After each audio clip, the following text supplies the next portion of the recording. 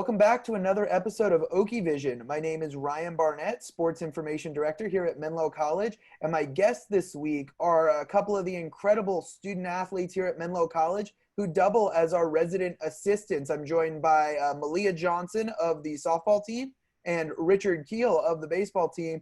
Thanks for joining me, guys. How about you start by introducing yourselves a little bit about who you are, what you're studying at Menlo, what position you play, and so on. So hi, I'm Malia. I'm a senior on the softball team, and I'm majoring in business human resources, and this will be my fourth year. I've been here all 4 years, so I'm excited to get going. I'm Richard Kiel. Thanks for having me on. I'm studying marketing and sports management, and I'm a pitcher at Menlo Baseball. All right. Well, it's great to meet you guys. Of course, I know you, but for the fans at home who are watching, I think we're going to just dive right on in to the interview. I want to start off just talking a little bit about, this responsibility that you all have taken on as resident assistants. Of course, being a student athlete, no small task, quite a bit of work paired between class, practice, and games. And then you added on this extra responsibility of being a resident assistant. Why don't you start a little bit about what your responsibilities are as an RA and what sort of called you to take on this responsibility to help your community here at Menlo? Of course. So the reason I became an RA was probably during my freshman year. I actually hurt myself playing baseball, which was really tough, especially being new to the country at the time.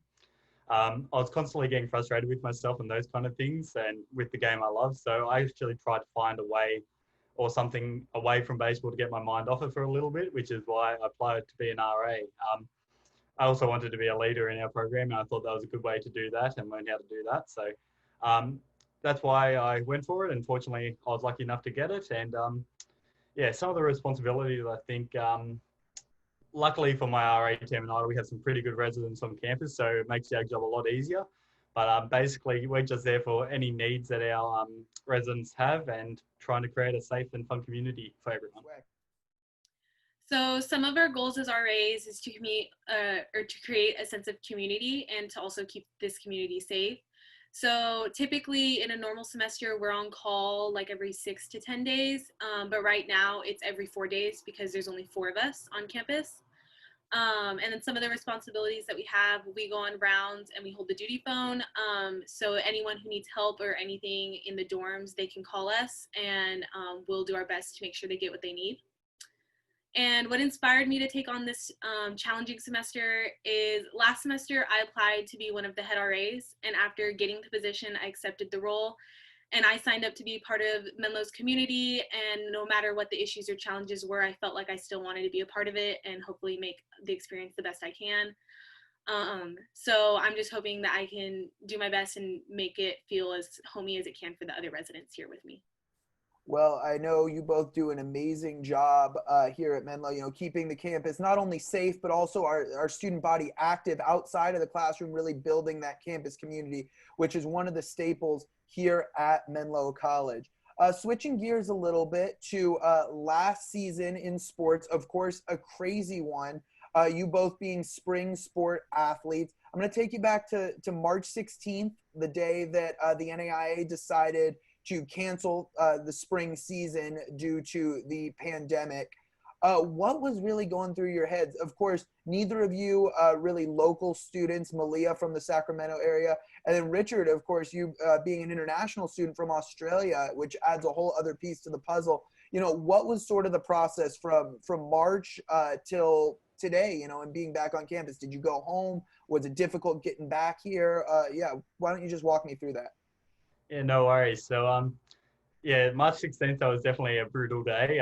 We had just arrived back from a series against Westmont, and we received a message from Coach Carrion, our head coach, and he pretty much said we had a meeting on that following Monday. And I think we all knew that things could change quickly and the cancellation was a possibility, but I don't think we were all expecting it to happen, especially so quickly, which really sucked. And we were playing really good ball at the time as well. So, for it to end like that and for our seniors to finish that way as well, that was pretty not the best. But as soon as we found that out, I called home and ultimately made the decision that it would be safe for me to go back home. So that was my decision. I went home for a couple of months. So that was okay.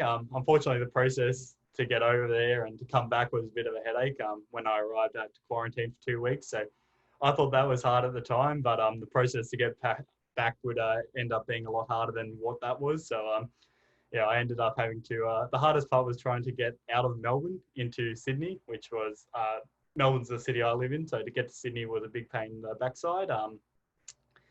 We had to get all these things signed and say, yeah, I don't have the virus, those kind of things. And then I even got quarantined for the day where I had a layover to come back to San Francisco. That was up in a hotel, and even got a police escort. So that was an experience that I don't know if I want to do again, but it was something that was different. So yeah.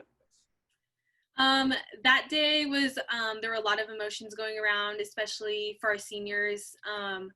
I was obviously upset, but I think I was more disappointed for our seniors because we were doing so well, and I know we were doing it mostly for them also. I decided to stay around for a little bit before heading home before the end of the semester, just because I am so close. It wasn't too far of a drive for me.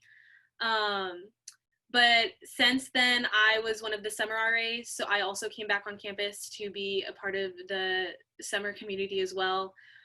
So I think that's also part of the reason I decided to come back and work on being an RA this semester. And what has that summer program been like? Of course, I'm sure very different from a traditional summer program, but we did have students on campus. How has it been with the added, of course, precautions with the pandemic? So I also stayed on campus last semester just as a resident. So it was very different. There's a lot less people. It's a lot more quiet. I think it's kind of hard on everyone just because we can't be in big groups and hang out the way we want to, especially for the athletes. We didn't have the big summer program like we usually do. But I think everyone got through it pretty well, and we made the best of what we had. Crazy, but we're happy that you're back and that you're safe and healthy here on campus. And once again, keeping our residents who are on campus safe and healthy and engaged as well. Going to switch gears a little bit to talk about some softball. Now, of course, Menlo softball was off to their hottest start in program history before the season was shut down due to the pandemic. You guys were hitting well, fielding well, pitching well. Everything was really starting to click. How were you feeling last season before, of course, the pandemic shut everything down? I was really excited about where the team was headed. I know regardless of if it was the best start that we've had in program history, I think it was the best chemistry that I've experienced in my past 4 years here. So I was super confident about where we were headed, and I'm disappointed we didn't get to finish it out, but I think we left everything on the field, so we did the best we could. Now, moving on to a little bit of the focus of next season for softball. Of course, you guys graduated a great group of seniors, but you do have a big group of freshmen and transfer students coming in as well, not to mention the incredible group of returning athletes from last year as well who will be coming in. What do you think the outlook is for next season in the GSAC? I'm pretty confident in where our team is headed. I think we're all putting in the work we need to while we're not together.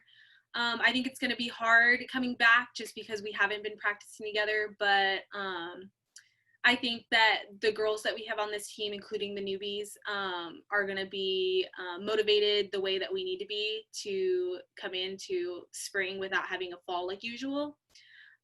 So I think it's going to be hard, but I think we can do it. I'm pretty excited about it.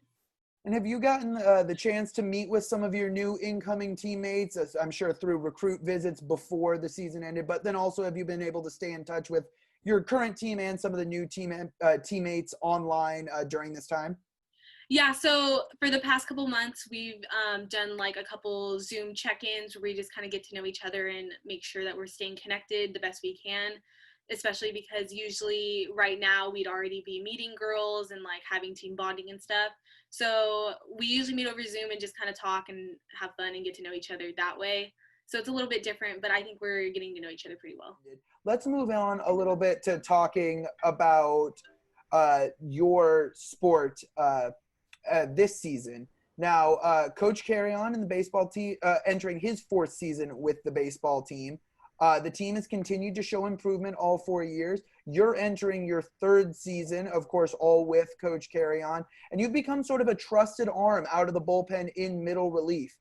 Can we expect to see you in a similar role again next season? Or maybe, you know, see some transition now that you're an upperclassman, maybe starting on the bump or throwing deeper in the bullpen with the graduation of a guy like Jacob Ramirez?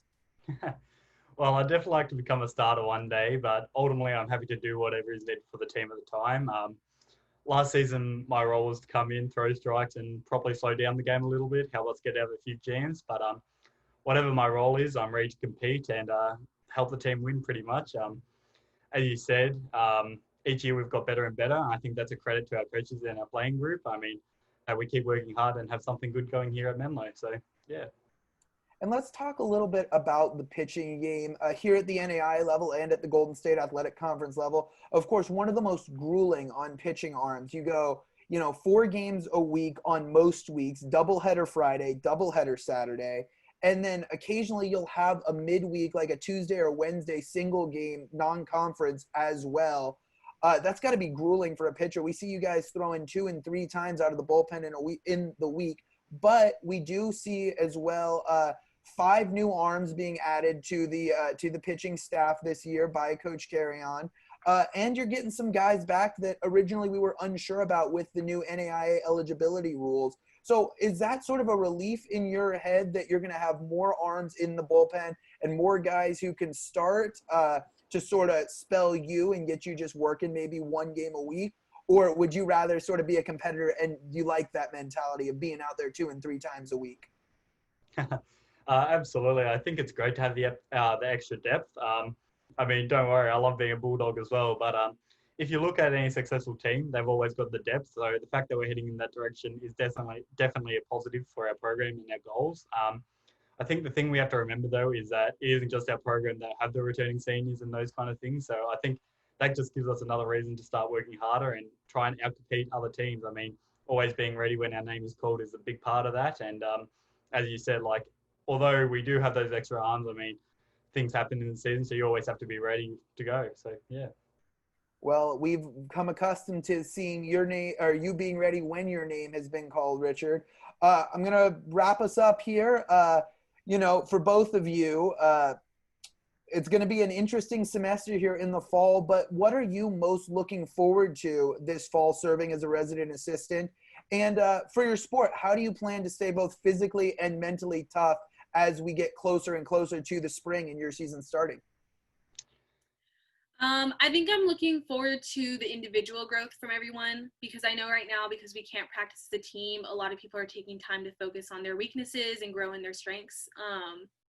So I think that watching the progress over the semester, regardless of if we're together or not, is going to be cool when we get back in spring, just to see all the work that everyone's been putting in.